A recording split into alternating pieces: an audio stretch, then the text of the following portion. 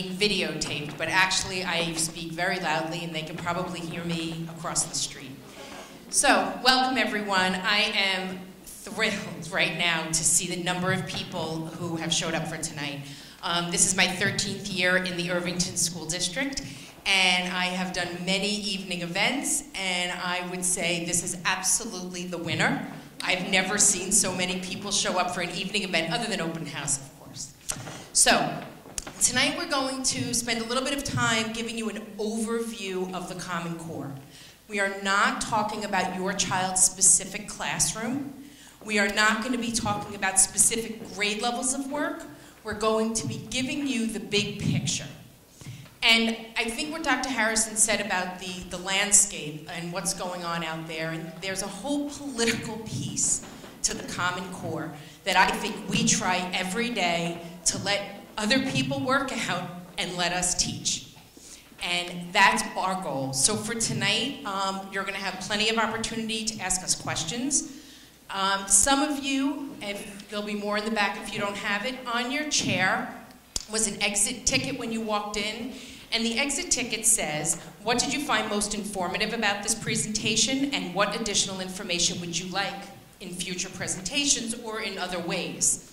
So we are videotaping this for the people who could not be here tonight. We are very anxious for all of our community to know and understand and start to develop a picture of what the Common Core is and what the Common Core is not. So, as Dr. Harrison said, we will be having follow-up opportunities. Those opportunities will be more grade level specific, where we'll be giving you the opportunity to see the kinds of things that are going on in classrooms.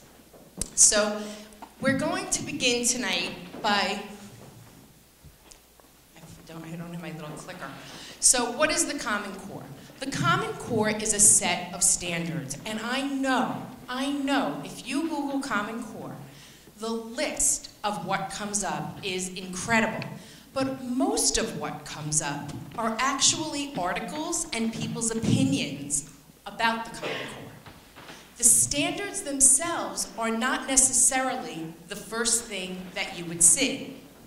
But it is in fact the standards that we work with on a regular basis now. It is not the articles, it is not different people's opinions of it, it is the standards themselves. They are deep in terms of how much is written on the standards. They are K-12, and we would be here until midnight if we were going to go over all of the standards with you. What we want to do is give you a visual of what a standard looks like for students in grades K through 5.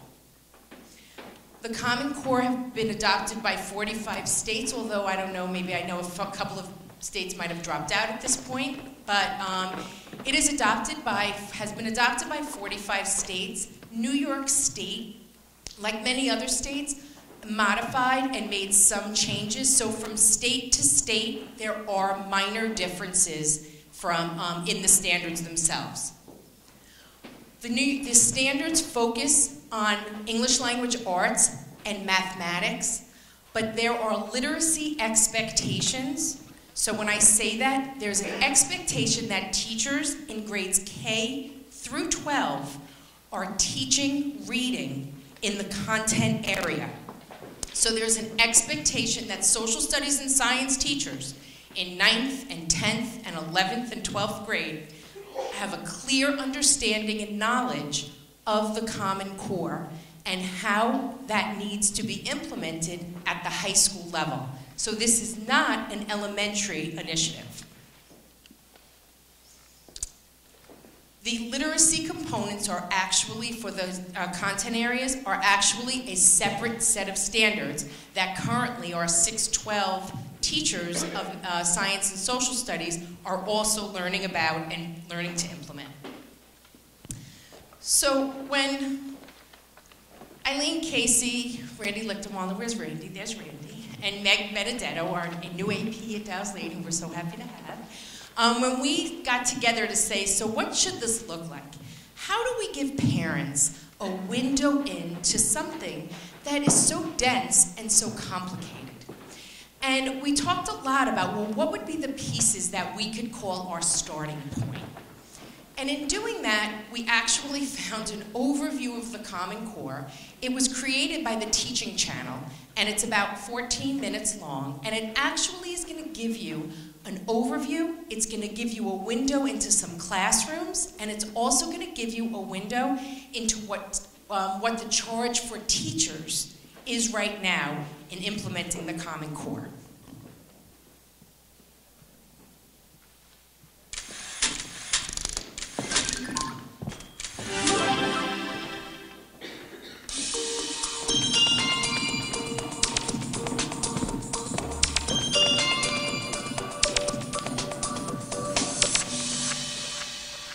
Welcome to Education Update. I'm Raphael P. Roman. Elementary school is the first chapter of our children's education, where they learn their ABCs and 1, 2, 3s, skills they will use for the rest of their lives. But how and when children learn these skills depends on which state they live in. Now, for the first time, students in over 40 states will learn from the same set of expectations, the new Common Core state standards for English and math.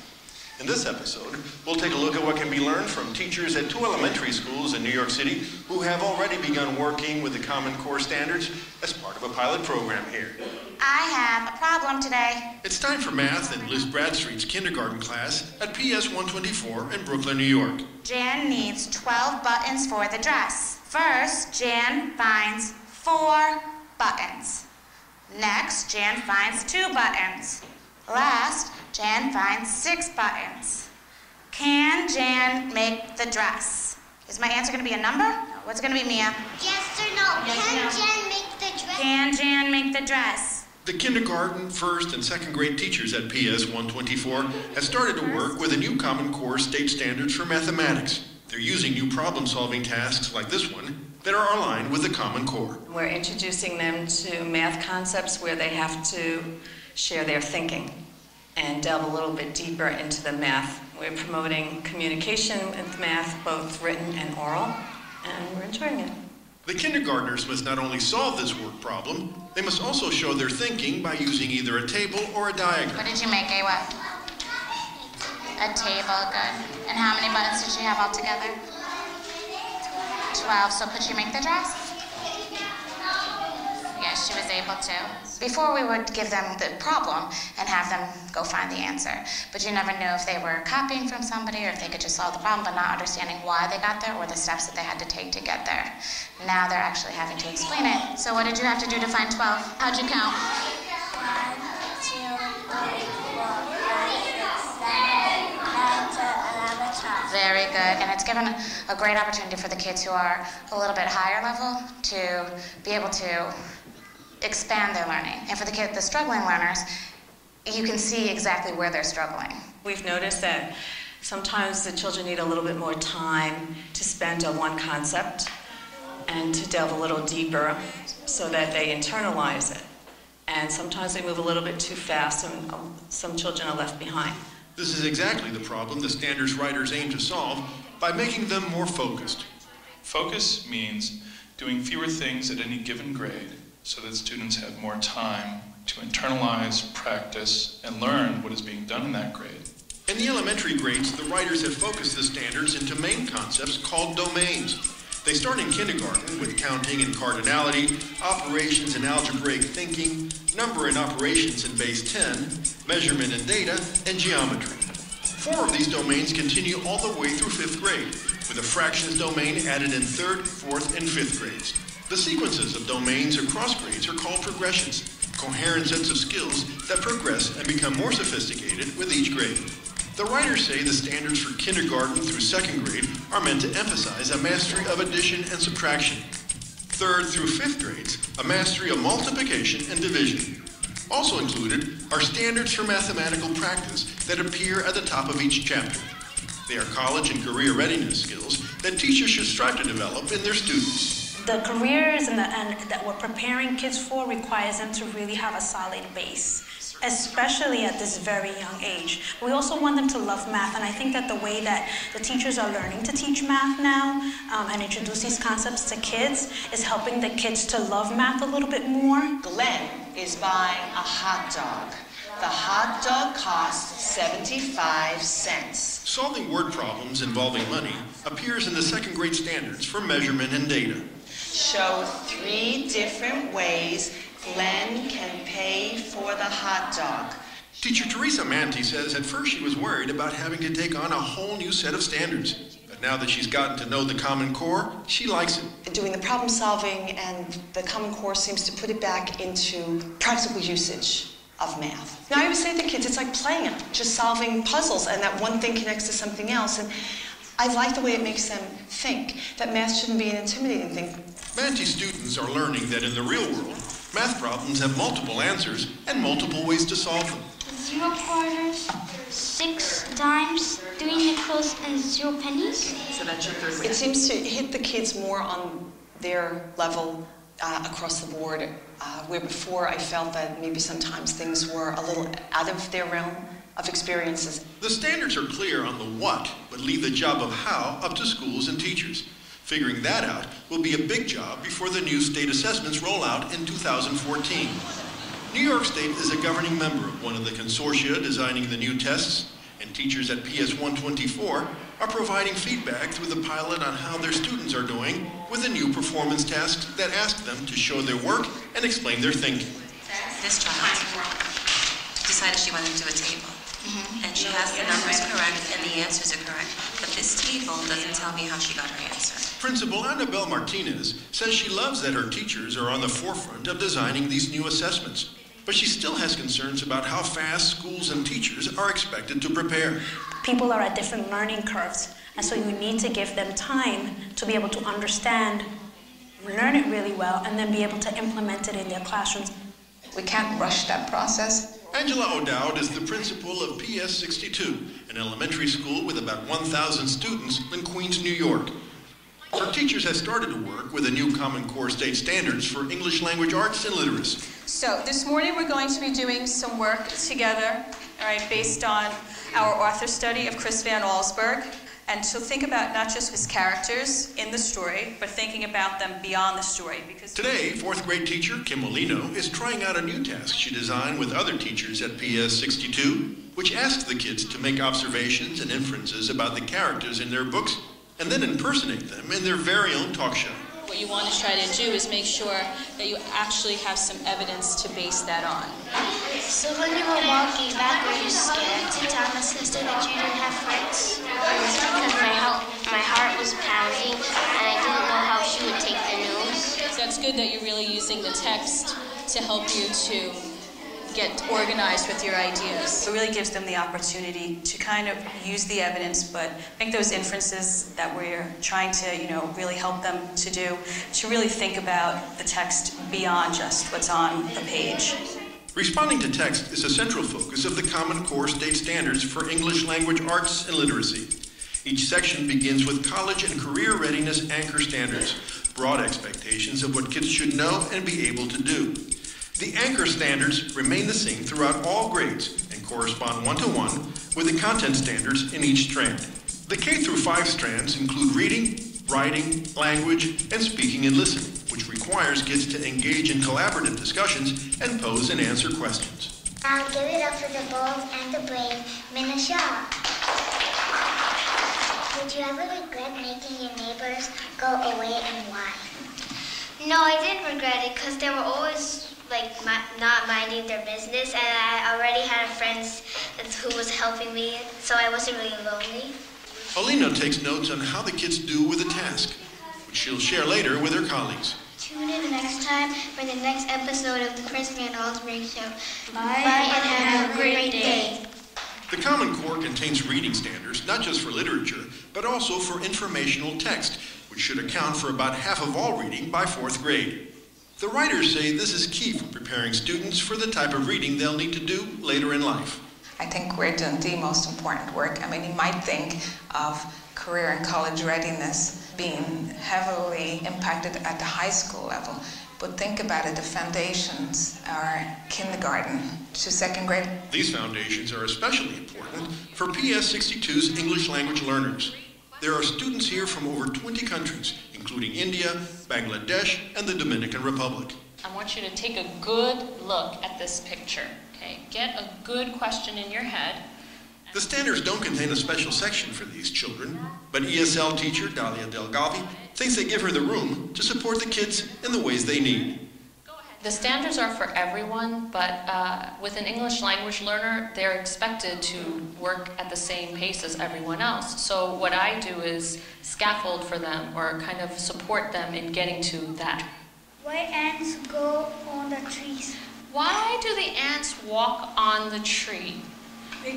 Because their home is on the tree. Okay. Today's lesson involves the speaking and listening and the language standards, which call for using correct grammar and vocabulary, working collaboratively, and asking good questions.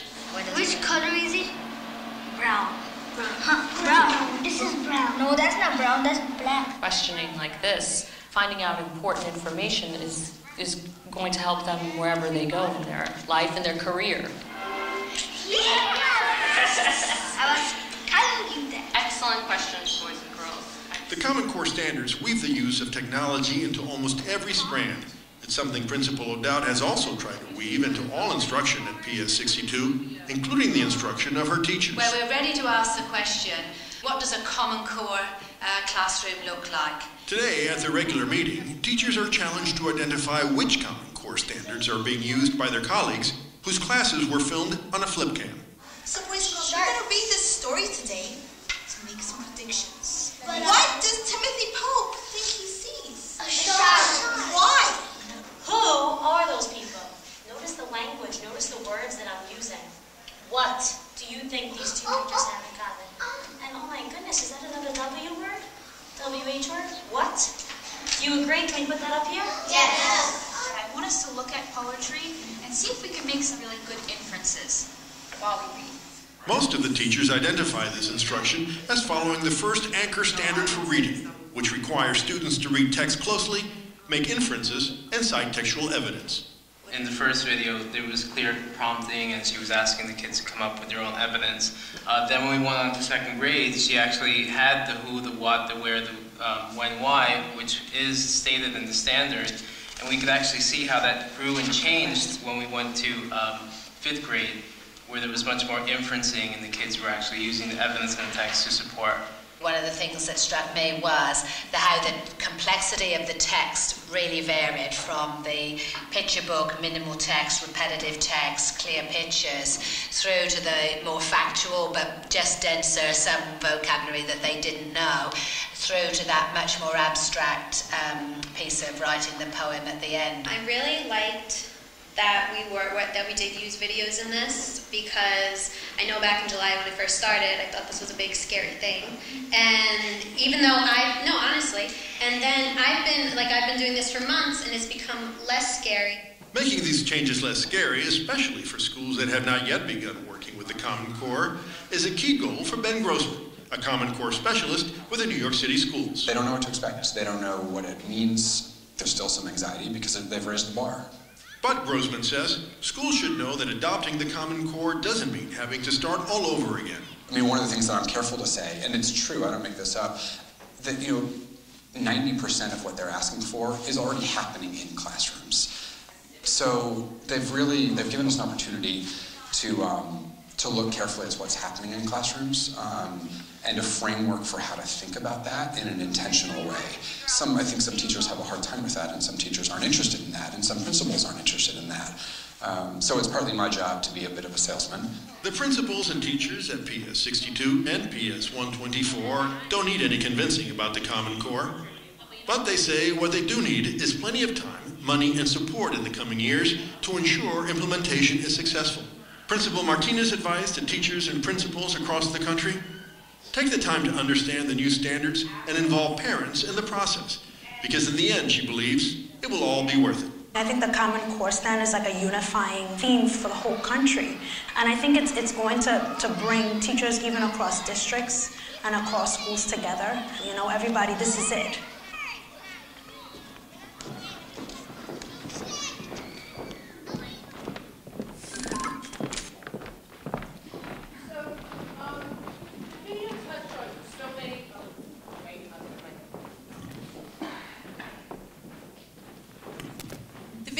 touched on so many really important points that we wanted to make sure that you had an opportunity at least to think about tonight. So you had a window into the classrooms, and the work is definitely more rigorous. Being here in Irvington, we for years have been preparing our students, and we feel that our students are college and career ready. So for some places, that really resonates differently. But what we have gained and are gaining from this new way of thinking in terms of the standards is how specifically it is creating the progression for learning for your children. It is significantly different. It is significantly more powerful, and it is really, in that way, has been a very good thing for us. So the example that I would give you is in kindergarten, there's a standard, I want to say it's standard 6, and it refers to students understanding the difference between the author's point of view and the illustrator's point of view on a picture book. Now, first of all, that would never have been something that we would have asked. Maybe one teacher here or there might have, but again, we're trying to build consistency. And when you read that standard all the way up to 5th and 6th grade, what you see, especially as adults, is we see they're beginning to teach point of view. They're beginning to help children to understand why the illustrator did what he or she did and why the writer did what he or she did.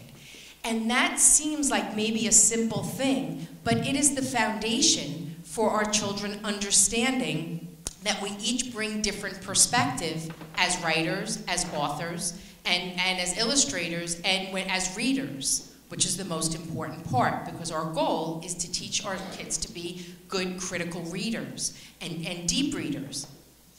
So in the video, you had an opportunity to get a window into some of the kinds of work that the Common Core demands of students. You also had an opportunity to hear how complicated it is and the level of work that needs to be done by teachers and by students. So we have gaps. If I'm in 4th grade right now, well, I haven't had the Common Core for K1, 2, 3. So that's work that the teachers are doing to fill in some of those gaps. The work that the teachers have to do to be ready to implement the Common Core is very, very extensive. We have started that work. We had started this work over a year ago, but there is still plenty to be done, and there will be more, because the more we understand it and know it, the continuous work that we're going to do around revision of our curriculum. So before I turn this over to Randy, I just wanted to highlight for you the shifts in ELA and literacy, because these are the shifts that are K-12.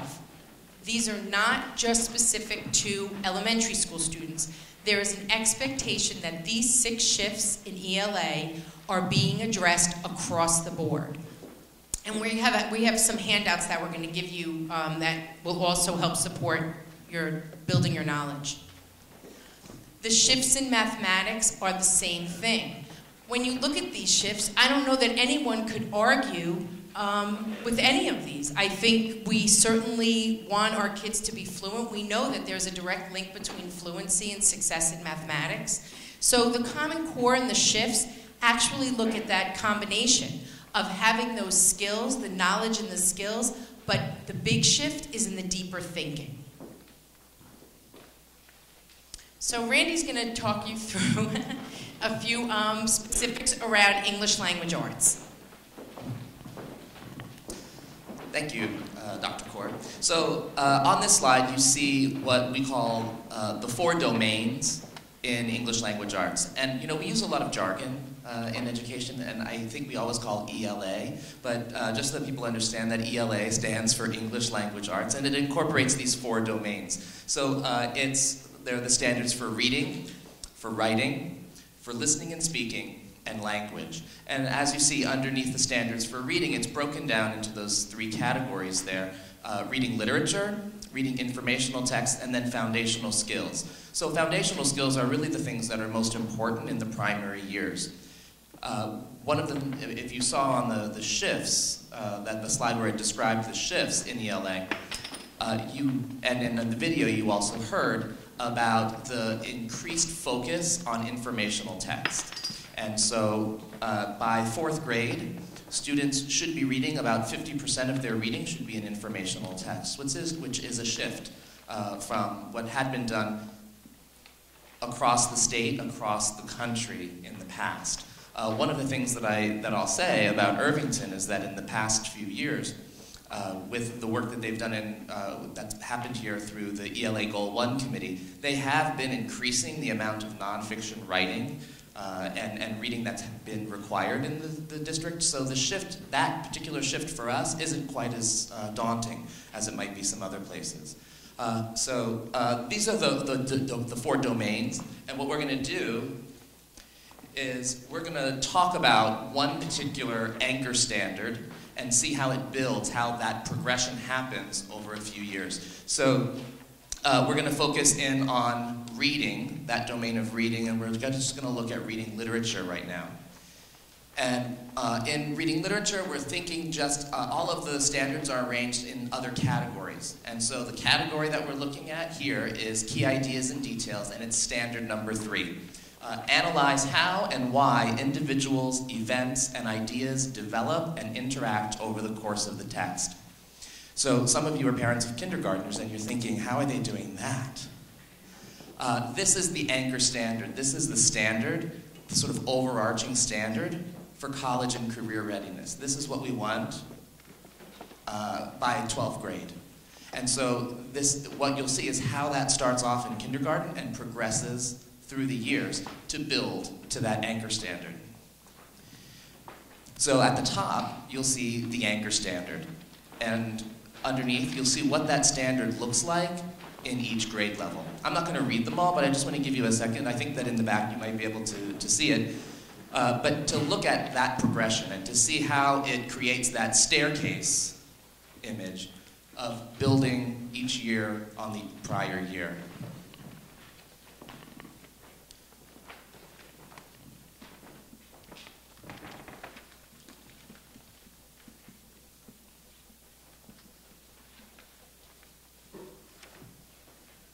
So in kindergarten, with prompting and support of the adults, they're identifying characters, settings, and the events in a story. And then as it progresses, it gets deeper and deeper. And one of the things that I think you can also see just by looking at some of the verbs in these descriptions, you can see how it's really requiring a deeper level of thinking from the students as the years go on.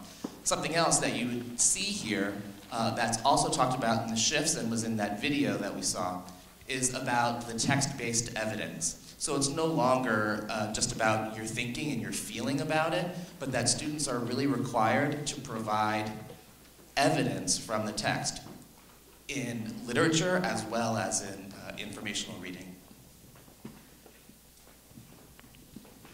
So in order to deliver this to our students here, we've been working a lot with the teachers, and this work actually began long before the Common Core in the ELA, because the district has been involved, and Raina can give you a little bit more information about the historical perspective of it. But the teachers worked together using the Common Core to develop units of study across the grade level. We have what are called assured writing experiences and assured reading experiences, and those are things that happen in every classroom at every grade level. Every classroom is now also implementing grammar units at each grade level and creating common assessments across classrooms so that all of the classrooms at each grade level, the students are being assessed in the same ways. And we're using common language from classroom to classroom so that students are carrying that knowledge with them from grade to grade and able to build on what was done the year before. Raina, did you want to talk a little bit historically about ELA and? Sorry. So what Randy refers to is about 10 years ago we started working in our ELA committee, and I hope some of you with older children have actually seen some benefit from this. But each year your children have a writing folder, and in that writing folder they experience units of study in narrative writing and reading and research, nonfiction, persuasive writing, persuasive reading, understanding how to read persuasive text. And again, that goes back to that idea of point of view, understanding bias. That's work that we've been doing in district for quite a few years. Every 4th and 5th grader does at least one extensive research project where they use what we call a research protocol, which is a process for researching a topic and deepening your understanding on a specific topic. So that definitely has been an effort for us, and we're really happy because when the Common Core came out, it is a step that we had already taken. The other piece that I would just like to build on that Randy talked about a little bit is this idea of common language. In my last life, before I was in Irvington, we used to do exit interviews of seniors, and one of the seniors said to the person who was interviewing them, "Don't you people ever talk to each other? Why is it that I go into one class and my teacher's calling it one thing, and I go in another class and they're calling it something else, and each year I need to figure out what that teacher is saying, or how what that teacher is saying is like what the teacher next door is saying, or the teacher I had last year is saying." We can never underestimate the value of common language. What happens is when we use the same terminology and the same vocabulary, students begin the year instantly understanding and recognizing what the teacher is asking for. Sometimes it takes time for a teacher to figure out that, oh, it's not that they don't understand the concept, I'm calling it something else. And that can be a huge blocker to successful learning, and it's a waste of time, honestly. So developing common assessments and using common language is something that's critical and something that we're very committed to at this point. So we're going to switch now and give you a window in to math. And Eileen is going to talk a little bit about math. The mathematical practices that were referred to on the video, again, these mathematical practices sit in every unit of study, and they are K-12. So what the Common Core is trying to do is it's trying to connect the knowledge and skill that we want all of our students to have with the deeper understanding and the bigger ideas. So in the past, when we had Math Trailblazers, which I'll talk about in a minute, we didn't have the overarching big ideas. We had the tasks. We knew what we wanted students to do, and the teachers would do their lessons. But they didn't connect it back. And now what we'll have is that our students will be connected back to the deeper thinking consistently from year to year. And that really is a critical step in creating a more rigorous learning environment.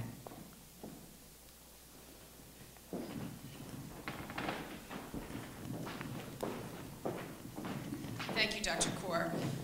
As you can see, what we have are K through 5, and they're consistent across all of those grades. So counting, cardinality, operations in algebraic thinking, number and operations in base 10 and fractions, measurement and data, and geometry. Throughout all of the grades, those are strands that go through. However, the complexity that the students experience in each of those levels, it builds as you go through it. So you'll see a significant difference in what the students are expected to do as they move through these different grade levels. Starting in kindergarten, it's very simple. And we decided to just run through the geometry strand just so you could see what that scaffolding looks like at those grade levels. In kindergarten, it's identifying and describing, it's analyzing, comparing, and creating, and composing shapes. So it's a very simple introduction to geometry and shapes.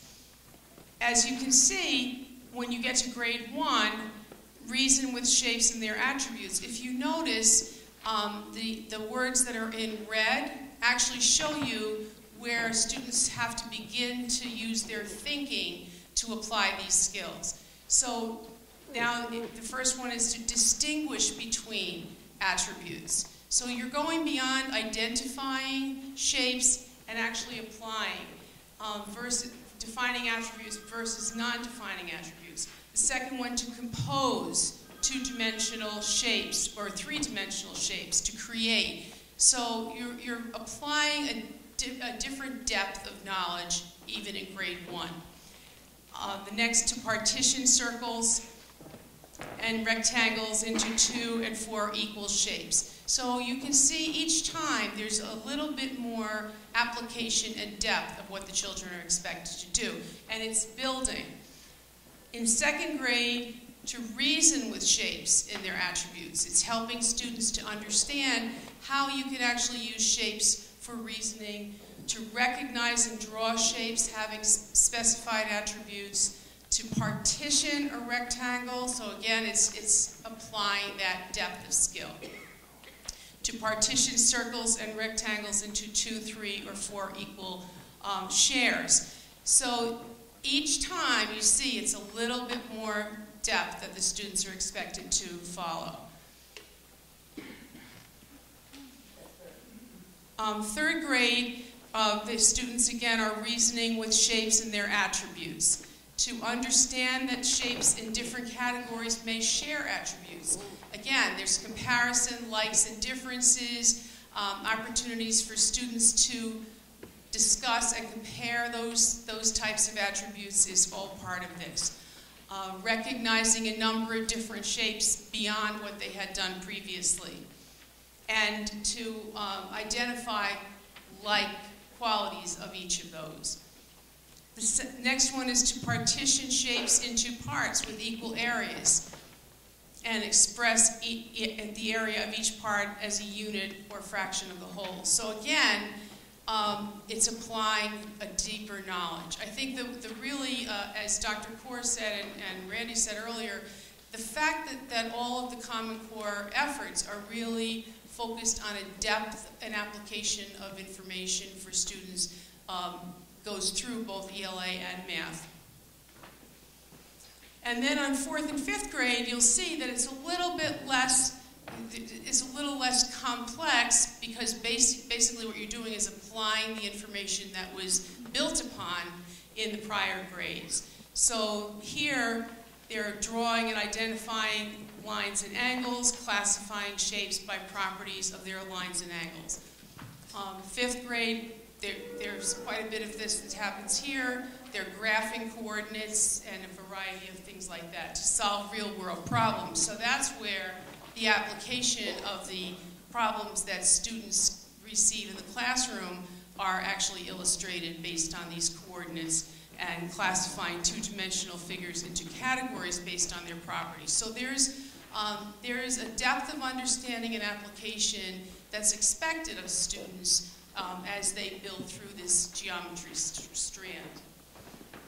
One of the things that I'll just interject is, and we don't want to go into a lot of detail about that, but one example that I see now going into classrooms is that students are really expected to apply the information and to articulate it. So for example, if they receive an application problem in the classroom, the teacher will walk through that problem with them, and then they are expected to illustrate what the problem is and to show how the process goes, and then to articulate to the teacher later on, similar to what you saw in the video, to actually articulate what they learned, how it happened. So it's much far beyond an answer. You know, it used to be, did you get the right answer? That's only a very really small part of it at this point.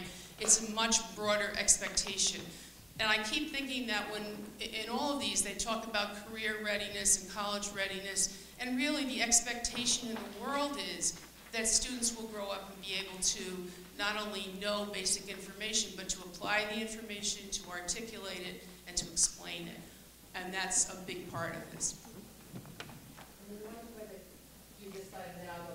Yeah.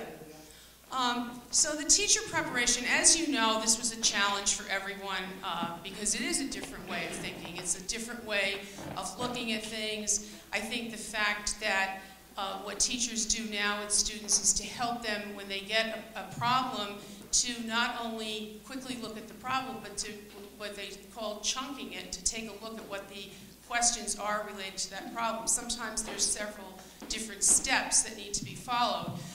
And that's an important thing. So it's slowing students down to say, let's look at this problem, exactly what are they asking you? And what the teachers have found is that that's kind of a place where kids have to be slowed down to really take a look at it and think about what's being asked of them before they jump into the solution. So a big part of what's happening now is the teachers have been going through the modules, the various modules in the math program, and unpacking those modules in preparation to teach them. Then following that, as they finish the assessments, the teachers get back together in their team meetings and review the results of the assessments. So they're taking a good look at which kinds of problems are students still having difficulty with, which kinds of problems are they not having difficulty with. So there's an ongoing review of what the teachers are learning and what the students are learning, and an ongoing monitoring of where more help is needed. There's been a great deal, even over the course of last year, we had the opportunity to have a consultant come in and work with us, work with the teachers in preparation for this shift in the math, and that has been, I think, very helpful. I see it as it's going to be an ongoing process for a long time. What I can tell you, though, is just in recent days, I've gone into classrooms in this school and I've seen that the children really are amazing in terms of how far they've come in this process. I think the difficulty was as was said earlier, they came into this without the language, without the foundations of it, because it's new for everyone. But I can tell you that I was in a classroom the other day and the teacher did the initial mini lesson, and then the students were asked to work in partners and do the problem, the application problem, do all of the graphs, the place value charts, and also explain to each other what it was, and they were really successful in that. So I think they're coming along. It's just different, and it's taking a lot of effort on everybody's part, but I think it's on its way. Okay, so where are we now? So I think if you're a parent of a kindergartner, you may not be asking that question so much because it's where you've always been. Here, this is it. But if you're a parent of a child in one of the upper grades or now in middle school or even high school, this may look and feel very different to you. So we had to make some decisions, and as much as we've been gearing up for the Common Core, as they said in the video, it's been a little fast and furious, and we had to make a decision. So what is our math program at this point, and are we still using Trailblazers? So the answer is no, we are not using Trailblazers at this point. What happened was Trailblazers, like many other math companies, were not designed to be Common Core aligned. And so when the Common Core rolled out, if you went to any sort of a conference or any sort of a show where they were displaying or sharing math materials for schools, what you saw were a lot of big circles that were stamped on that said Common Core aligned. Well, it was sort of hard for us to believe that it was Common Core aligned. Like the Common Core had only been released months earlier when we first looked, and it takes, I don't know, a little bit of time to publish those materials, so it just didn't seem like this could be possible. And on further inspection, it really wasn't. We were also at the end of our cycle for Math Trailblazers, so I think even if Common Core had not come out, generally in schools there's a cycle of life, especially around math programs. And we were, I want to say we were in about our 10th year. And that is a pretty standard number of years to be looking. And so we were ready to be looking for something else anyway. Had Common Core not come out, we probably would have gone through a traditional process of looking at different math programs, piloting maybe a little bit in a few classrooms, and making a decision as a district, where did we want to go next? Well, the Common Core sort of put a little bit of a glitch in the works for us. In some ways, it really moved us forward in a seamless way. So, what should we do? Well, the first thing we did last year when we were just starting was we looked at Trailblazers. We looked at where Trailblazers was Common Core because, as again on the video, they said, it's not completely new. There's plenty of math going on that teachers have been teaching for a long time. But it looks different and it scaffolds differently, it builds differently. So what should we do? So we thought, well, let's look at Trailblazers. And buying math programs, by the way, that is no small investment for a school district. I would say for a school district our size, we're easily, it's $100,000. And I am not exaggerating, to buy a math program for K-5. And that's just the starting point. That's without all the professional development and a lot of other pieces. So we were being very cautious to say, well, let's be really clear about what we're doing. So we started to unpack our math Trailblazers work to see where we had alignment. And New York State started to make promises, by the way, not different than some other states, North Carolina, Delaware, Massachusetts. There were quite a few states that were way ahead of the game. They were already developing math materials, math units of study aligned to the Common Core. And in places like North Carolina, they just like trained the whole state. So it was really different, but they had all these really great materials that we were using and accessing, so we were starting to become familiar and build our knowledge and understanding. So how does the story go from there? New York State decides we're going to do this as well, and they're very busy, and they're creating math modules. So imagine that the math modules, and not that everything we do is for the state assessment. While I think the state assessments have some value, in the end we want to make sure that we're providing an Irvington education for students that has a broader scope than just state assessments. So New York State creates these modules, and they create basically a scope and sequence for how to teach these modules, and they're Common Core aligned, and they're free. So seemed like a good next step. We're going to have the materials we need to ensure that our kids are getting, oh goodness. I'm going to delay it an hour, but I swear to you I'm not talking for another hour. I know it may seem like that. So, thank you. So we had to make a decision. It seemed like a good next step. Here were these materials. They are Common Core aligned. They are New York State assessment aligned. We can't ignore that fact, even if it's not our #1 focus. And it's there, and we can start using it. So where we are right now as a district is we are using the New York State math modules. And what we have said to the teachers, as a result of learning these modules, and we're working with a consultant and really learning the different ways of doing math. I don't know, you're probably not familiar that the New York State modules are built on a Singapore math model.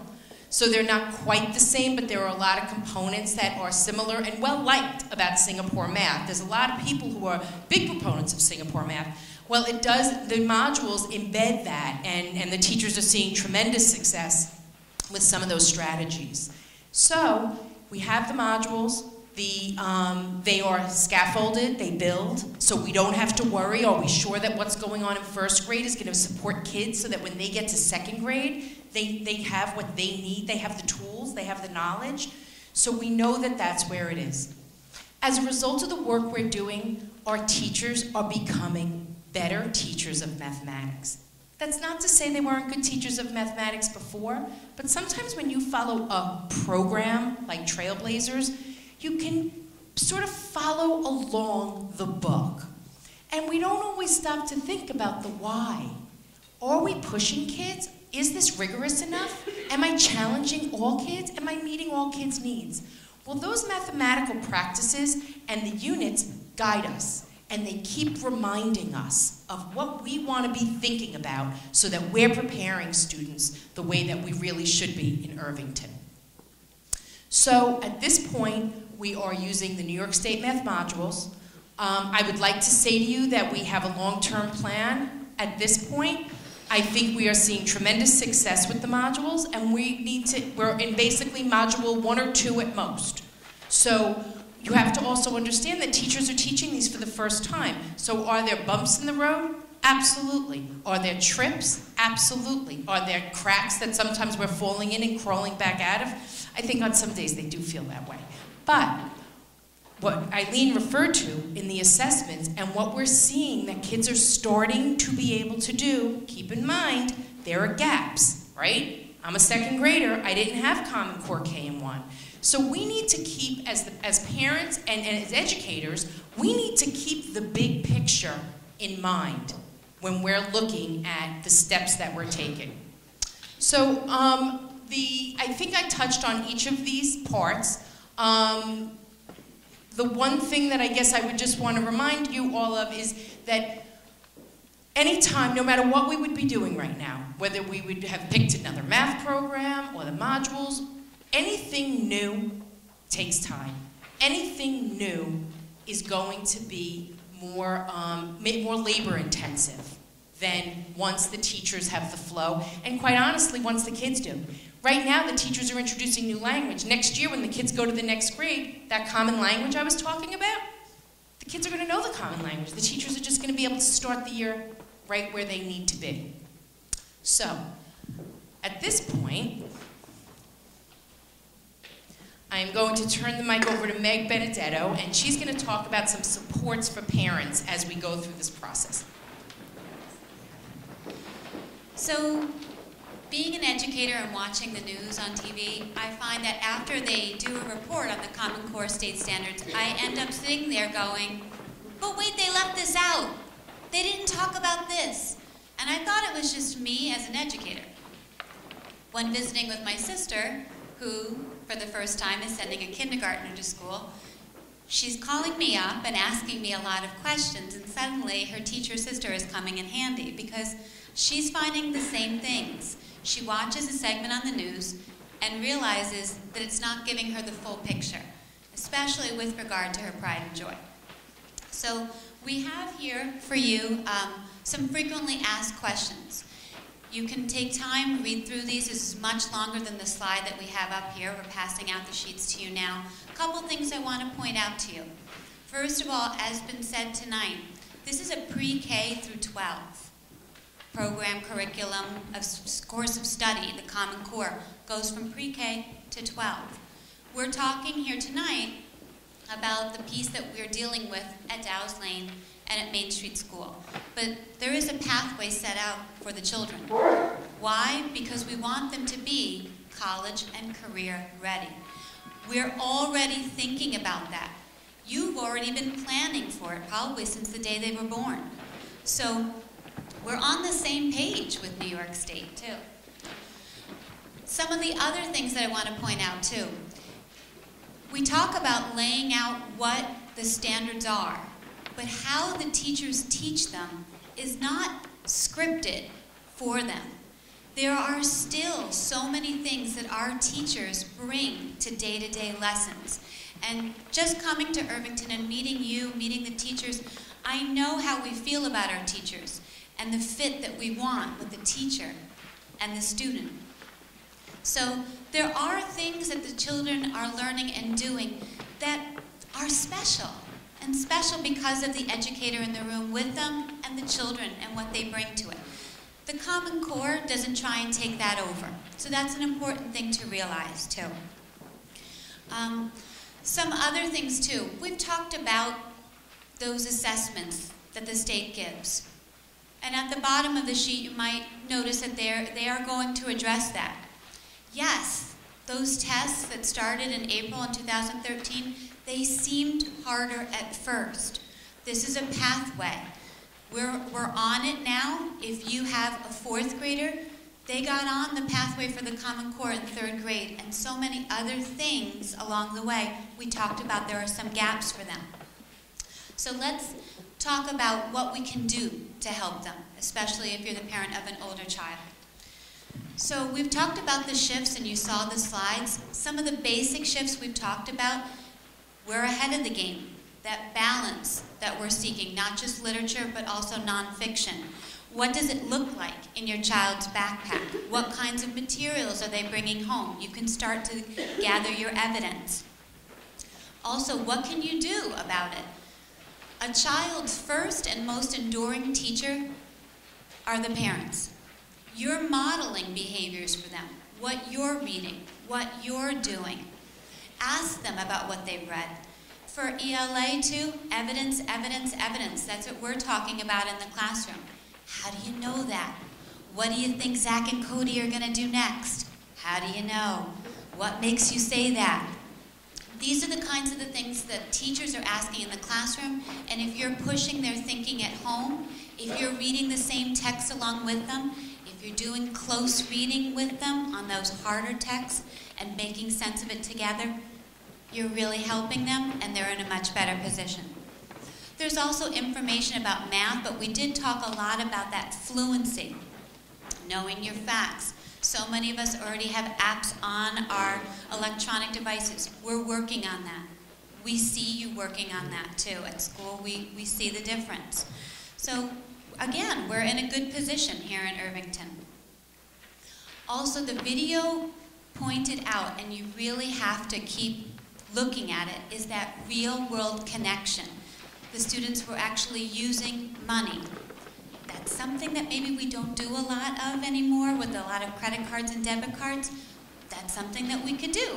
We could take out the money, talk about the different ways to arrive at the same amount, making the learning real. When they see it in school, it's one way. When they hear you talking about it, it becomes something else. When they see it out in the real world and you're pointing it out to them, it really cements and solidifies that learning.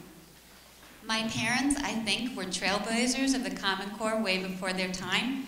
My sister had to actually write a persuasive, talking about one of the things that we're doing now, a persuasive piece about why she wanted to give up piano lessons. And she did it because she was serious about it, and she also thought about her point of view and the counterpoint. I know you think that this is a lifelong skill that I will want to have. However, I have lots of other skills. My sister was very precocious. I myself wrote an essay about why I wanted pierced ears. I succeeded, she did not.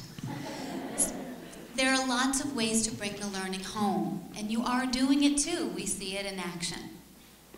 So please feel free to look over these handouts, these flyers, and also call upon us here at the school. We see students who have a good handle, a good grasp on things at home. However, at homework time, if you're seeing somebody else at the table, we need to know who's sitting at the table with you. Are they frustrated? Are they having a difficult time? Please communicate with your child's teacher about that, and we can help each other. Okay, so just a couple more things before we turn it over to you and take some of your questions. So if you're a parent of a child who's in 3rd, 4th, or 5th grade, your child will take the state assessment this year. The state assessment, as Meg just referred to, this last year was the first year where they partially infused the Common Core, and this year the assessment will be completely Common Core aligned. They used the benchmark from last year. So I don't really care if you can read this or not. I want you to get a visual image. So this was an implementation timeline by New York State. And you can see in their heads, we started in 2011-12, and we're going to be where they'd like to be by 15-16. What I wanted you to see was that this is a plan that is not just about elementary, it is about Regents tests. This year, 9th graders will take the first Common Core Algebra Regents, and our current 9th graders will also be, are being prepared to take the first English, actually they call it ELA now in high school, which is very surprising, the first ELA Regents. So this work, as Meg pointed out, is we are just starting, but there is a progression that is going to go throughout your child's career as a student in Irvington. In 14-15, we were supposed to roll out a new assessment called the PARC assessment, and 2 days ago, New York State announced that they're putting that on hold. That was supposed to be, for not this school year, but next school year, every student was supposed to be assessed on the computer. So one of the pressures around districts was that you had to have a 1-to-1 ratio. So we needed to make sure we had a computer, an iPad computer, it could be a variety of things, Chromebook, for every student on a grade. So imagine if we have 140 7th graders, we would need to make sure we had 140 pieces of equipment so that the kids could take the test on the computer. New York State has backed off of that for the moment, doesn't mean it's going away. And the PARC assessment they're looking to maybe still keep it as paper and pencil assessment. So I say that to you because I want you to know and understand that we are all living in a climate of uncertainty. We don't know. We don't have the answers. So all we can do together in partnership with our parents and our educators is be smart, be thoughtful, and trust that what we're doing for the kids is the right thing. And I think we do that for kids in Irvington all the time. And we're going to figure this out, but you need to be with us in knowing that this is a journey, and it's a journey that we didn't pick. So it wasn't the trip that we set out on, but it's the trip that we were given. So we appreciate your support in being here tonight, as well as just in every day in supporting your children and your child's teacher as we work through this together. So I believe the next slide does say Q&A.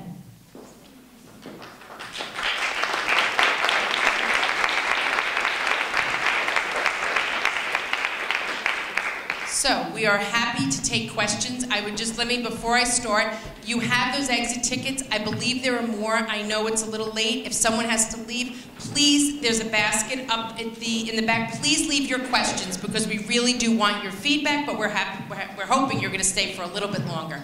Ellen?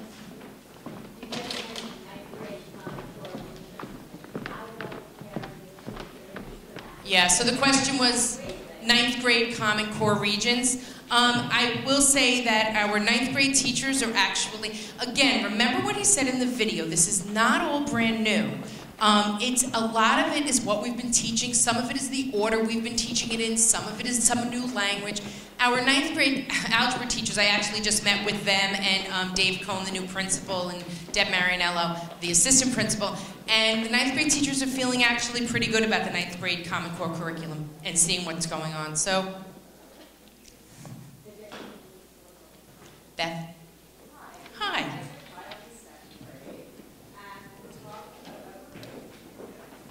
I have a child in 2nd grade, and when we talk about scaffolding, we talk about foundational skills. The question is, it's very nice to talk about the kindergartners, and it's very nice to show geometry as a scaffolding example, but that disregards the changes in what specific numeracy skills they are assumed to have at this point. There was a change between K and 1 before you got rid of Trailblazers. So they left in K, they went to 1. There was a gap. None of the parents were told about it before the children came into 1st grade. They had to catch up. They're in 2nd grade now. We've just been informed of another gap. So when you show scaffolding about geometry, it's very easy for all of us to look at it and say, oh, that's great, circles and triangles and squares.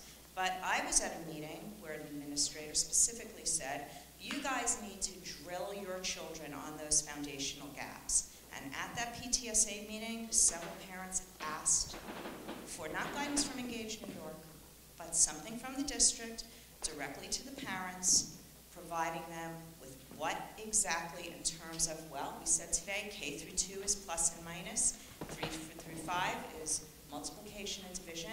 The facts that they were supposed to know have changed during that time.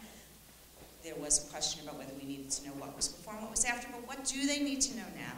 It's not readily available on Engage New York, but it is readily available. And I think Ms. Benedetto discussed some sort of electronic app.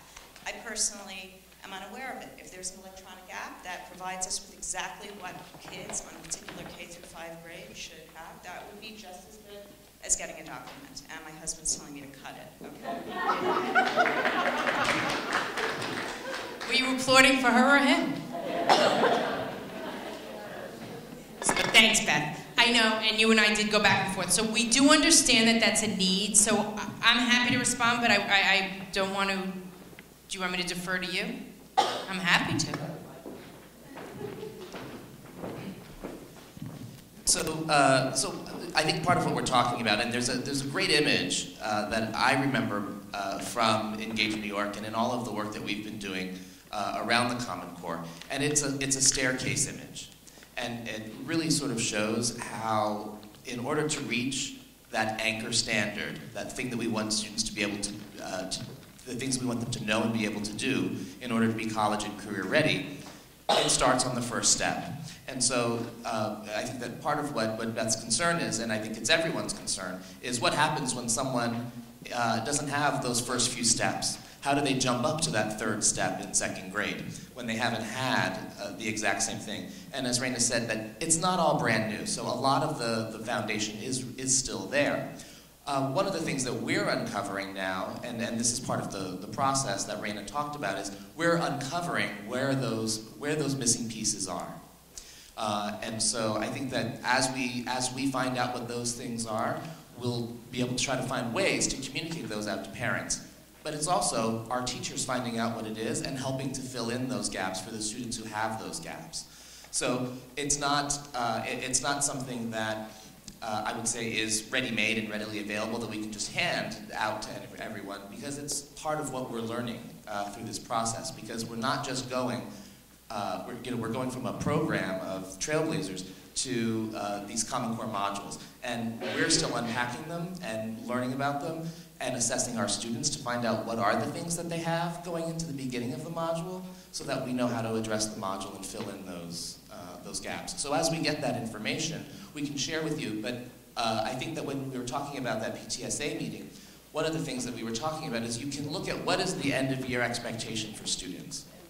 And how might that be a little bit different than it was before? So if before it was adding and subtracting within 10, and now it's up to 20, then you know, oh, well, in second grade, they were supposed to be able to do this. And now this year in third grade, it's presupposing that they had that, and we really didn't do that. So we can help with these, the fluencies at home. Something else?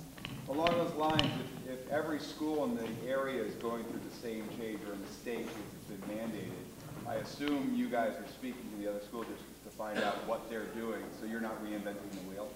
I mean, because there's obviously going to be strength in information from numbers. And along that same question, what are the other local districts doing in terms of implementing this? Are they on the same timeline we are? Are they ahead of us, behind us? Can you speak to that? I guess, and maybe I hear what I want to hear. I hear we're ahead. No, I hear lots of things. So I go to meetings, regional meetings, and where people in the curriculum position, or I'm sure, you know, the principals go to principal meetings.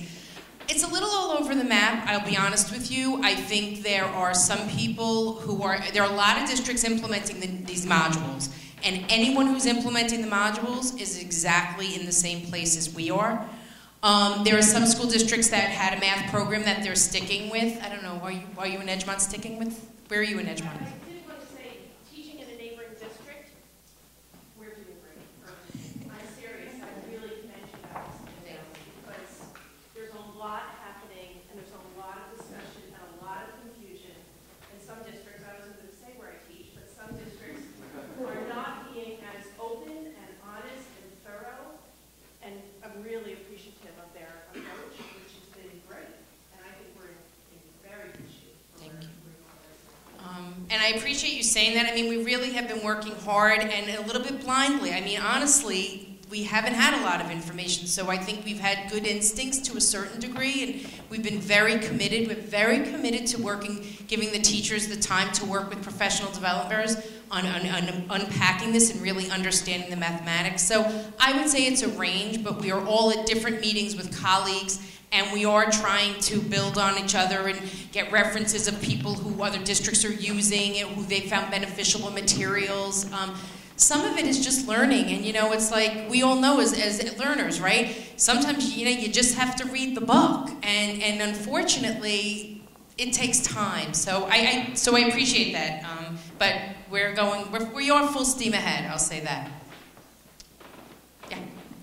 A letter was written to the parents beginning of school, maybe end of summer, saying that your child may not have the learning skills necessary to be successful this year. Paraphrasing a little bit. Was there testing done or something done to assess whether or not our kids were ready for the first module and then moving on to other modules in that? Yeah, so with each module, I think what Randy referred to is, we are implementing the first module, in some cases the second module, and with that, We're assessing along the way to see where the kids are.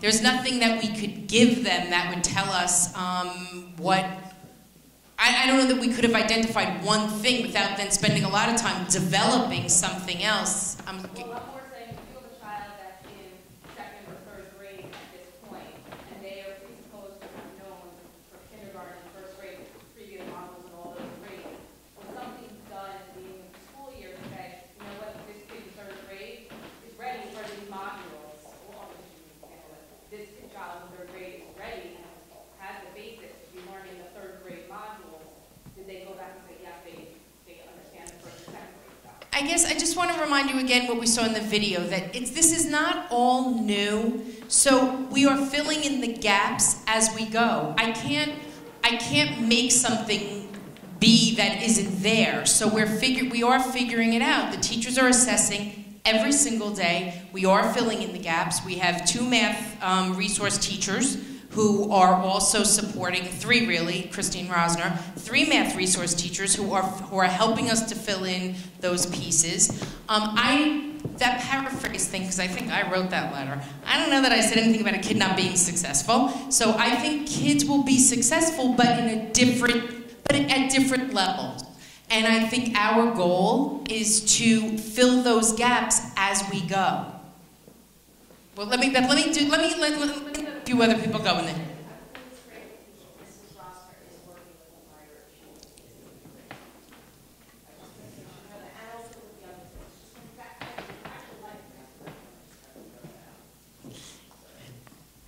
Okay. Could you just speak briefly about the application and implication of the Common Core Learning Standards for the special education students? So, you know, one of the things that we're finding, and interestingly, it was, let me step back. So one of the things, as these assessments are being given, and many of the modules have mid-unit assessments and end-of-unit assessments, and we put a system in place where after the assessments are given, the teachers meet, and they look at the assessment data, and they look at how the kids did across the grade. Because it really speaks to, I'm sorry, I don't know your name, but it speaks to the idea of how are we addressing, how do we know where the gaps are and how are we addressing it. So when we look at that data, they sit, and so let's say the assessment had 20 questions on it. They go question by question, and they determine where did all the second graders fall down? Where did all the second graders not have that skill that they needed to do this problem? Where did maybe 50% of the kids? Where was it only 10%? So we need to continue to assess where we are. So the only way that we can do that is module by module. So for the implications, I would say it's informing our thinking through assessment of what our instruction needs to be. One of the things that I said, and this is absolutely easiest for the K-2 teachers, is a module could be 45 days, and the message that we've all sent, especially in these early modules, is slow down. Slow down. Take the time, make sure kids are getting it. Don't be pressed by the number of days. Don't say, oh my God, it's day 22, and I'm on day 15. When you start something in the beginning, it takes time. And they're teaching the kids the routines. So some of it, I think the implications of implementing the Common Core are connected to the implementation of the modules. And I worry at times that maybe those two are getting confused or seen as the same. They're only the same for us right this minute, but we'll be doing the Common Core forever, but the modules won't be new forever. Yes? Just that point. So are we saying that the ELA program, because there is not any module using for that, is literally just a Common Core, that the teachers would be well prepped and be walking into the classroom with knowledge? Because I think on the math side of things, my daughter certainly has the impression that her teacher is still learning what she needs to be teaching. And while I think that's, I think it's great that the teachers collaborate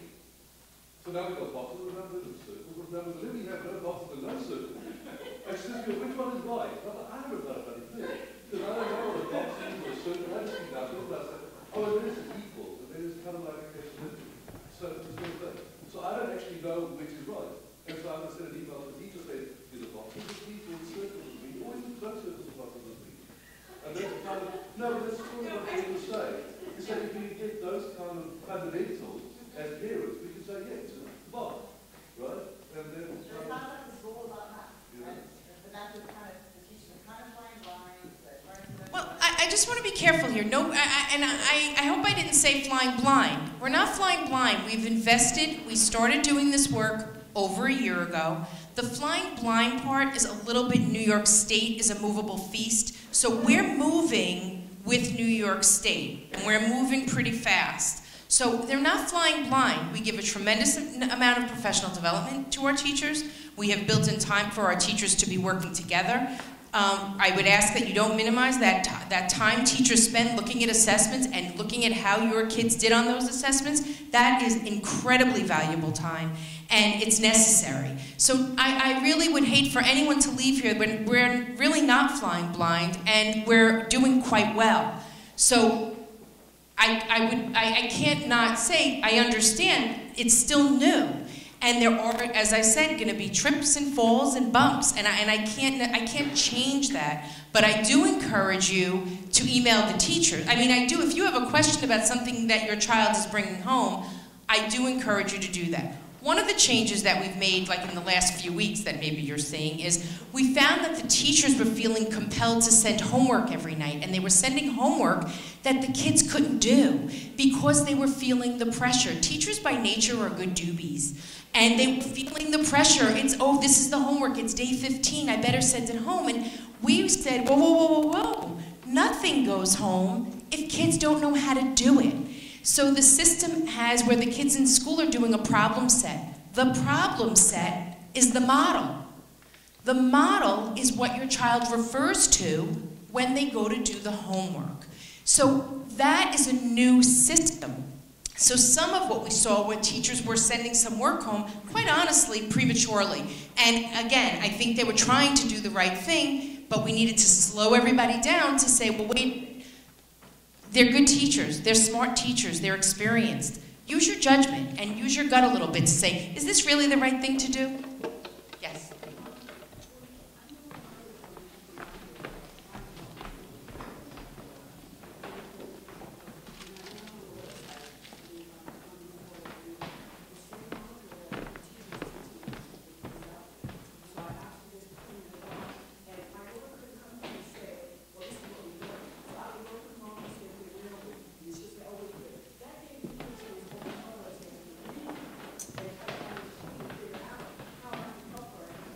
Right, so the modules are on New York State, are on Engage New York.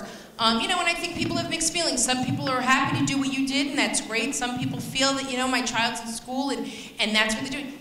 But it's there, the resource is there. The other thing that we had said early on, our next session will be more grade level specific, where you're really getting to work with us and some teachers.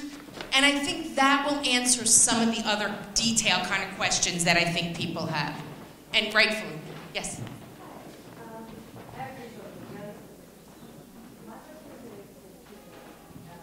Your question's related to what? Oh.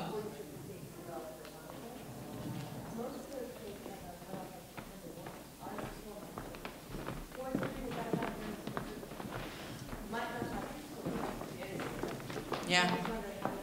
You know, I think that is definitely life in this country. We have that, you're not there yet, but we have, oh, I'm sorry, that some schools that have adopted the Common Core start school earlier.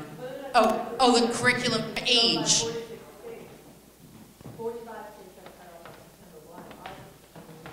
For age, for entering school. So the discrepancy between age, at what age your child enters school. No, it's not. Sorry.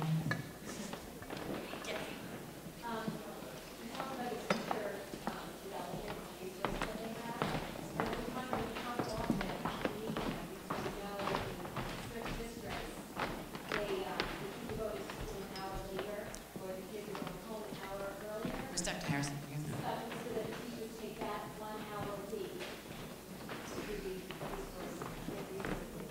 So the question was, what are we doing? When are our teachers meeting? That in some school districts, the kids are coming into school an hour later or leaving an hour earlier.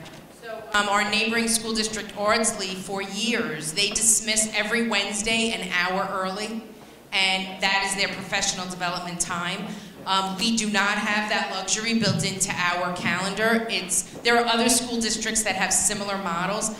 There's no question that we need more time with that teachers need more time to develop curriculum, to be prepared. There's no question. So we don't have that, so we have superintendent's conference days, but we don't have any regularly scheduled time. Yeah? What is the difference between, what's the difference that Irvington stands for that and Ardsley can't? Oh no, it's not a matter of can't. Ardsley has had that as part of their school calendar and program for, I want to say, 20 years. It's just always been a part of their culture. So I don't think it is to say or not say, it's just currently not something that we have as part of our calendar. So let me just go, yeah. So, if we don't understand how to do what they bring home, I already asked the teacher. She says she's not expecting me to help.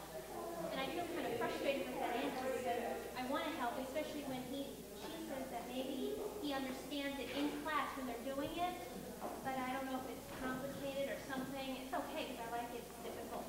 And but when he gets home, he might have forgotten and goes back to this example. If I don't know how to help him, or I don't want to confuse him, do I really just let him bring it back without doing it? Is your child at Dowsley? Oh, Main Street.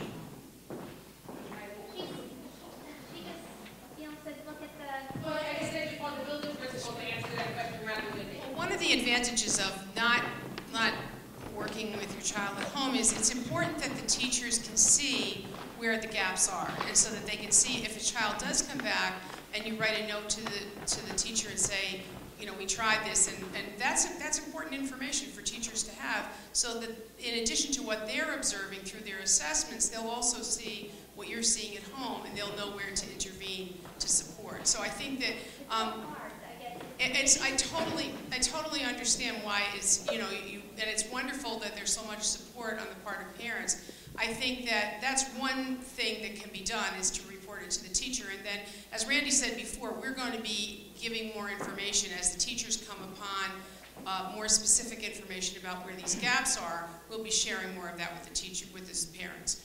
But I totally understand your frustration. I have this urge to want to say, just do it this way. At least you have the answer. And Yeah. I don't want to do that. Well, and you honestly shouldn't do that, and the reason being that, as I said, as I said earlier, this is way beyond the bottom line answer. The whole approach is much deeper than that. So it's important that students are able to read complex problems, illustrate them, and then explain them. So there are several steps to it, and we're trying to help them to understand, because honestly, in the collaboration that the teachers have about the assessments, one of the things that they're finding is that students who are able to do these things quickly sometimes do them too quickly.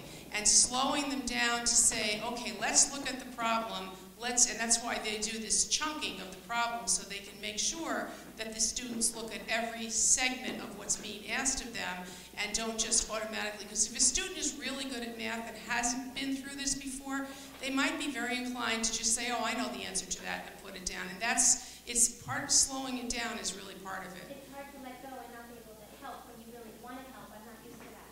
It is, I know.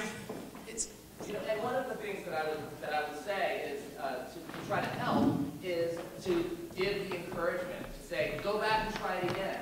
Pull out that math notebook. Look at those examples. What do you think you did here to solve that? And I think sometimes the longer he stares, the more he gets confused. It's like when we went back and did our ACTs or whatever, they say, don't overthink it. But it's new, so then we overthink that I can tell that I lose him. And then I could say, maybe you should leave it blank. And I'm not, it drives me a little crazy these days to think that I have to do that or, Okay, you know what, I'm sorry, I'm being mindful of time, and there are a lot of people with hands up, so I guess I just want to move beyond. I'm sorry. Yes? I have a question about other subject areas such as science and what this is, that they're calling time, which science standards that are going to be Yes. Ah, the new science standards, next generation science standards, soon to be released. We do, I think we have a really strong science program, K-5, and a lot of what you saw tonight at the secondary level, when we talk about the literacy and the content areas, that's literally a science teacher in 8th grade trying to figure out how to teach literacy. At the elementary level, we don't have that. The teachers embed that. A lot of the nonfiction reading that the students need, the children need to do for the Common Core is being done through the content area. So science and social studies is a direct link to that kind of practice and that kind of reading. And we'll see what happens. Right now they didn't release the next gen standards.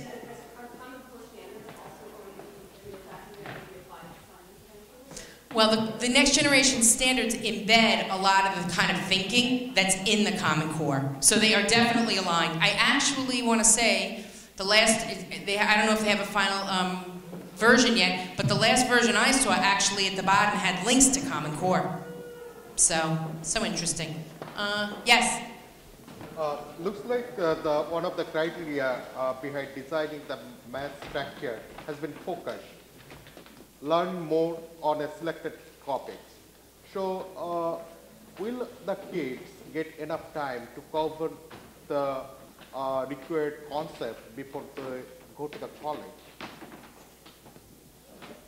I can only tell you yes. I mean, the expectation is that our students are learning and building from a much younger age. I think that in the past, our K-5 curriculum sort of sat here, and our 6-8 sat here, and our 9-12 sat closer to 6-8. But I think we lived in a very divided world, and I don't know that we were doing such a great job of really building those early skills for at K-5 that really were going to support the higher level mathematics at the upper grade. So in Irvington, we've always had, our kids who are accelerated, and those are the kids who maybe get, to BC calculus. But I would say on the whole, has been a very small number in the past. Not that different than a lot of other school districts. The goal with the Common Core is that we are embedding kids in higher level thinking at a much earlier age so that more kids are prepared. And I think you also probably know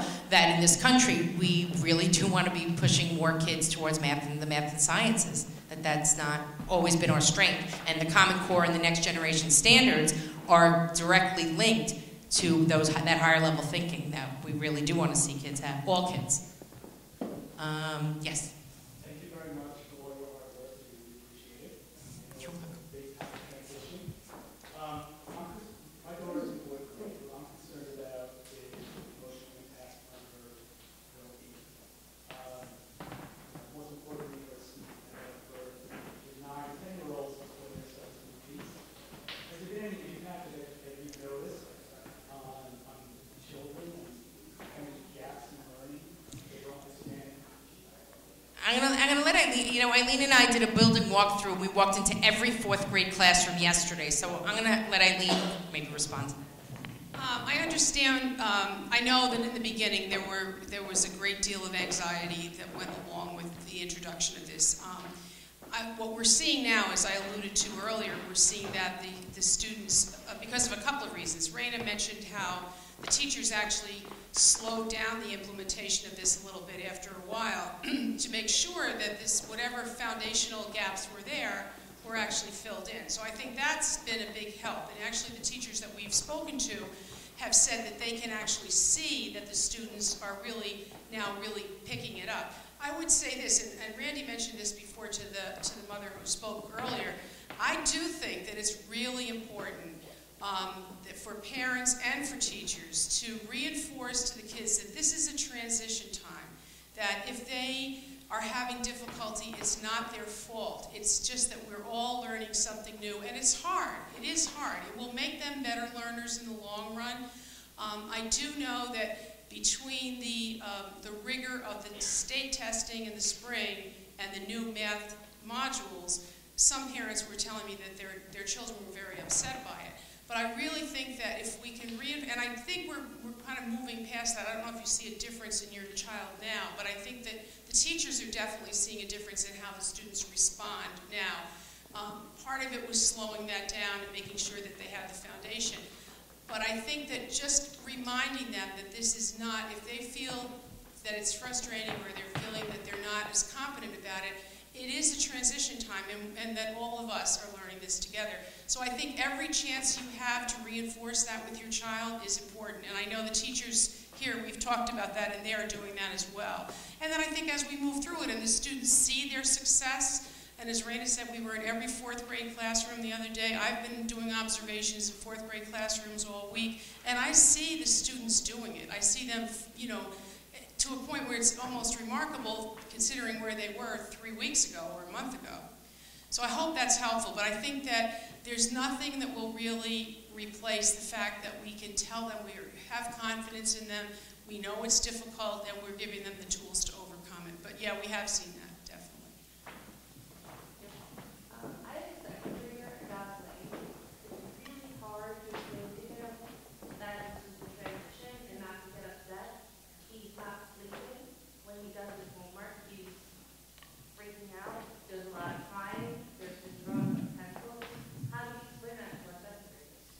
So I guess what I would say, I mean, obviously, I can't stand up here and give you an answer because how could I answer something like that? Obviously, like it pains me to hear something like that. You know, school should be joyful for children. They shouldn't feel that level of stress. But I would say if your child is feeling that level of stress, then you should be connected not only to the teacher, but you should be connected to Randy, Meg, or Eileen. Because we're not seeing that across the board. Now, that doesn't mean there aren't kids who are feeling it who may not be expressing it in that way. So we are very concerned about that, and we don't minimize that for a minute. So I would say that, you know, if you are seeing that with your child, I would really encourage you to please connect, again, not only with your child's teacher, but really with the building administrator as well. So.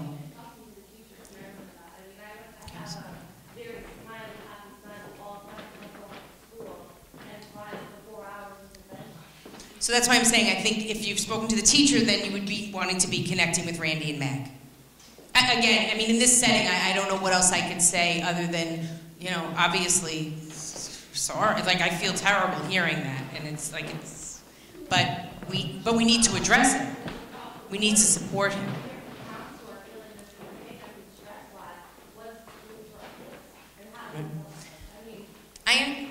I really do understand, and I think we're trying to put in place whatever supports that we can. So again, I would say at this point, you really should connect with Meg and Randy. I'm just looking for someone who had a chance. Yeah. Understanding that obviously this is a learning process and a transition for everybody. Going back to the question that was asked earlier about, as parents, how do we try to help our children? Is there a resource that you can direct us as parents to help us better understand the methodologies to help our children instead of saying, well, I don't really know how it's being taught because obviously we were taught differently. Is there some place where we can look to have us understand what the children are doing and actually be able to help them instead of sitting back saying, you know, try to do it again? Well, I think two things. One is, and I'm sorry I don't know your name, but this, what is it? David. Shared that the modules are available there, so you can certainly go and look. I think that, and I know this is sometimes hard to do, but I think we are asking you right now to be a little patient with us and the examples and the ways that you can help your child in the handouts are some of those bigger idea ways, not necessarily with the specific night-to-night homework. Some parents still want to do that. I would say, you know, the Engage New York does have a lot of resources on it. It does have the modules, and so you can, if you want to go that route, you can absolutely go that route. I would want to say to other parents, though, that we don't expect you to go that route. So we're not expecting your child's success to be linked to your ability or willingness or interest in helping your child. That we see that as our job and our support. And again, I think as the year goes on, we will be providing more supports for you. But at the moment, I think what we're saying is we're asking you to just give us the space to try and implement these modules. And what Eileen is saying it really is true. The difference in the last 3 weeks from when we walked through, it is night and day what we're seeing, and we've heard feedback from parents who are saying, and certainly from the teachers who are seeing a remarkable level of growth in the kids. Can I say something along those lines? Sure. And I don't mean to say this to alleviate that this is going to alleviate the pressure that kids are feeling. But one of the things that I've been noticing along the way too is that, and that's in contrast to things in the past, is for a lot of kids, school was easy. And it should be work. Their wheels should be spinning, because that's really when they're learning. And so I think that for some of our students, like, that's an adjustment for them. They're not used to spinning their wheels. And it's a great thing for them to go through. They have to engage in that. And so I'm not saying that that's what your child or someone else's child is experiencing. But as parents, I've never had to deal with this. So I don't know what to say. Right. I don't know how to make them feel better. Right. And as we said, we could talk more. But I think that that's one of the things that I've also been noticing, that kids are getting more comfortable with the stretch. That, oh, these are muscles that they haven't stretched. They're not used to reaching like that. And now that they're getting more used to that reach, they themselves are surprised, I think, with some of the things that they're able to do. I also would add that there's a lot of value in validating your child's concerns. It's really good, I believe, to say to your kids, this is really hard. This is really hard. This isn't about, because it is. And I think acknowledging for kids when something is hard is a really good thing. It really helps them, like, oh, you get it. Like, my mom gets that it's hard. My teacher gets that it's hard. And I do, agree, Randy, that idea. Exactly. And that we're not going to leave anyone behind. I mean, that's the promise. But, it's at times we're going to struggle. And we know different kids handle that different ways, and we want to make sure we're supporting all kids, though. I would never want you to think that that we don't take that part seriously, because we do, and we want to address it. So, I'm just gonna, you haven't spoken. I'm a teacher. I teach 7th and 8th grade in a neighboring district, and I also have a son in 1st grade. And I think it's really important for us as parents to kind of stop and say, you know what, these teachers know what they're doing. They've been trained, they've gone to school, they've gotten master's degrees and beyond. They know what they're doing, and our kids are in really good hands. And it's not so much of a huge shift. We keep using these words, huge shift. These are the way teachers have been teaching for a very long time. It's just in different language, it's just in different order, it's just using more explicit texts in order to prove a point. And I think that we need to be careful of using these words like major shift, major change, because it's really not. Our teachers are well prepared to handle this. It's just a question of us kind of doing our research and helping our kids along and trusting the teachers that they know what they're doing. And at the end of the day, our kids are a lot more than a test score, and they are the whole child, and our children are being educated as a whole child. And I want to commend you, because I think you've done a really nice job rolling this out to parents who, may or may not be aware of the specific shifts or the staircase of complexity or whatnot. I think you've done a great job, and I want to applaud you for that for it. Thank you. Thank you for saying that. And thank you for saying that about our teachers. They really are, and they're very prepared. And we've been educating children in Irvington for a very long time successfully. So it is with your support that we've done that, though. There's no question about it. So thank you for saying that. Yes, and then Richard, again. Yeah, I was just curious. So it sounds like there's obviously more emphasis on the building block concept, and that each year relying on what the kid learned the year prior. So other people mentioned like gaps in the curriculum going from year to year, but what about a specific kid who at the end of the school year is behind on something? Is there any like safeguards or like anything to prepare them for the next grade? Like it's kind of scary to think that they might be behind before they start. We always have kids that are behind. It doesn't matter what curriculum we teach. We always have kids who, they ebb and flow. They develop at different rates. As I said, we have 3 teachers in district who specifically support mathematics. And so we're not going to just say, oh, okay, that didn't really work out for you. So maybe it's always been like that. It's just sounded like it was more vital that the kids have the, you know what I mean, the prior year specific, because you were mentioning specific threads within each topic, you know? But I think that is true, and I think it's actually going to be better for kids and easier for kids because each teacher is revisiting the same thing. But the other piece that I would say is, again, not to underestimate the power of our teachers looking at assessment together, because they are tracking all year long, and that was not a practice that we did prior to this, where the students take it and they're looking at the whole grade of second graders, the whole grade of third graders, fourth graders, from K to 5. And that is incredible information for the teachers to be figuring out what really is something that they put in the Common Core in second grade, and you know what? We're not convinced it belongs there, and we're going to have to deal with that.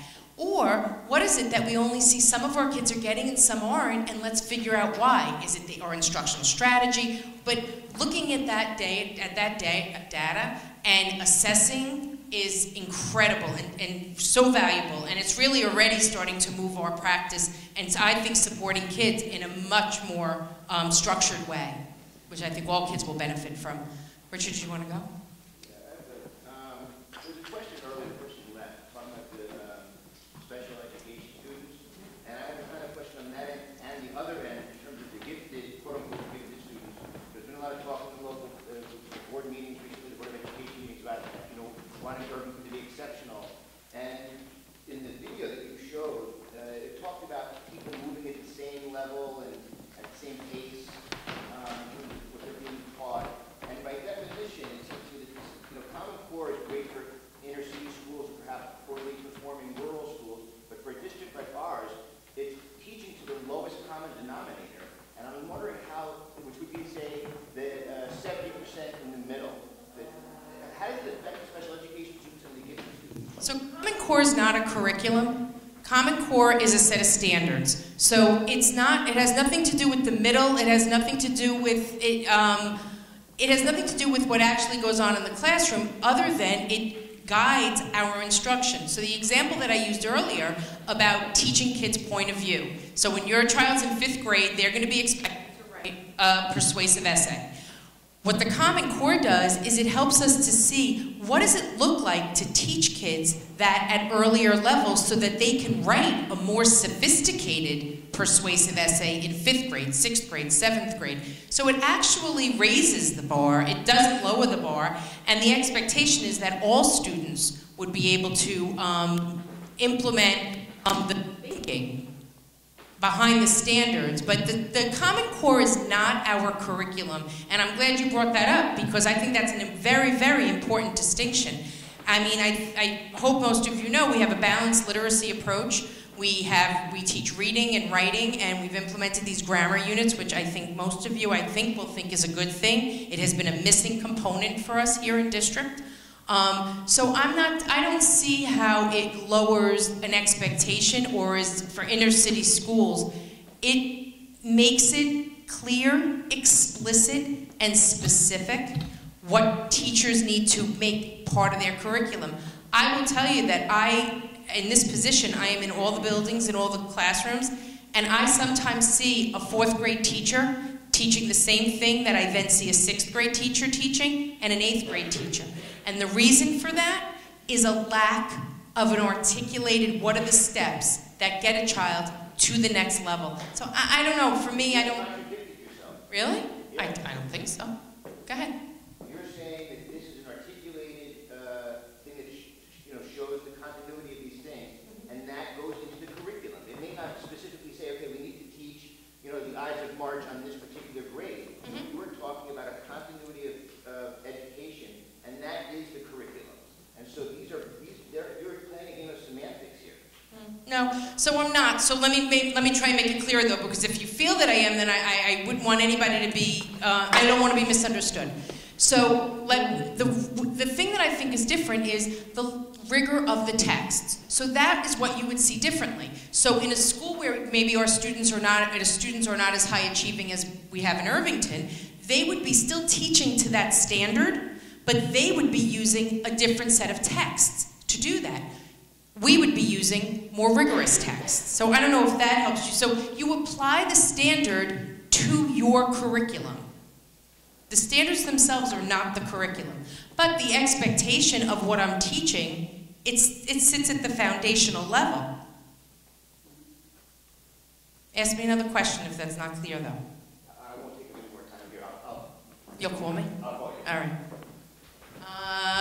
I'm just looking for people. Yes? So I just want to be clear, you said about grammar, like we might have been lacking or something. Because, yeah, I kind of sense that myself. So now my concern is, you know, with the fourth grader, with the fifth grader, they might have missed some important steps, and this is one of those gaps, probably. Yeah.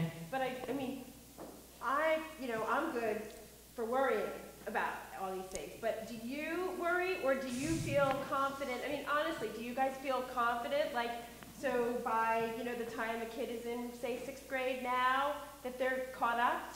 Yeah, two things. The grammar units have been in 4th and 5th grade for this will be the 3rd year. So the grammar units have been part of the curriculum already.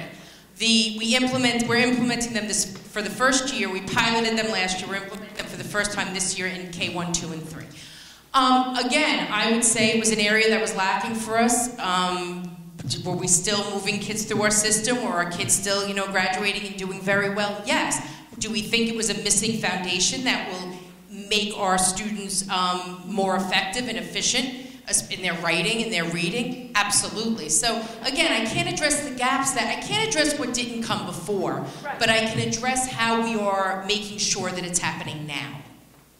Right, and filling in. And filling in along the way. And the first year the 4th grade teachers did the grammar units, they said exactly what you said. Well, you know what, Raina? This is great that they want us to start here, but I need to step back. Right. And so they did, and they've embedded. And you know, they were teaching some grammar, but they weren't teaching it in a systematic way. They weren't deciding, as 4th graders, what do kids need to know and be able to do. They were sort of doing it because as teachers, you know you need to teach some grammar, but we didn't have an explicit, specific way to do it. Now we do. Again, common language, all kids benefit when we do something in a systematic way.